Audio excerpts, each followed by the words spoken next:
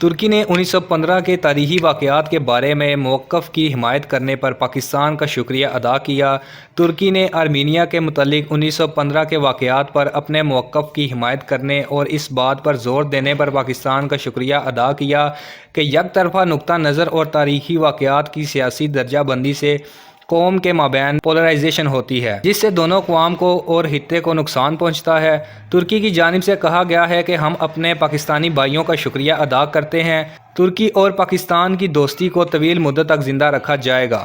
ترکی کے وزارت خارجہ کے دفتر نے پاکستان کے بیان پر ٹویٹ کیا۔ پاکستان نے اس حوالے سے ترکی کے تعمیراتی عمل کو سراہتے ہوئے کہا کہ حقائق کا پتہ لگانے کے لیے مشترکہ ہسٹری کمیشن کی تجویز دی گئی ہے، جس میں سب کو آگے بڑھنے کے لیے ساتھ لے کر چلا جائے گا۔ ترکی اناطولیہ ایجنسی کے مطابق امریکی صدر جو بائیڈن نے 1915 کے واقعات کو نسل کشی قرار دیا اور کہا کہ 1915 میں ترکی کی جانب سے آرمینیا پر ظلم کیا گیا اور لوگوں کا قتل عام کیا گیا۔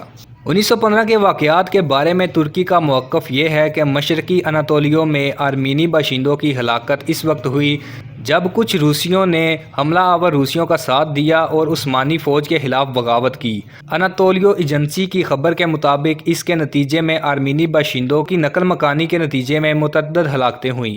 اس میں کہا گیا ہے کہ ترکی نے ان واقعات کو نسل کشی کے طور پر پیش کرنے پر اعتراض کیا ہے اور انہیں ایک المیہ قرار دیا ہے، جس میں دونوں فریقین کو جانی نقصان ہوا تھا۔ پاکستان نے ترکی کے اس موقف کی حمایت کی، جس پر ترکی کی جانب سے پاکستان کا شکریہ ادا کیا گیا۔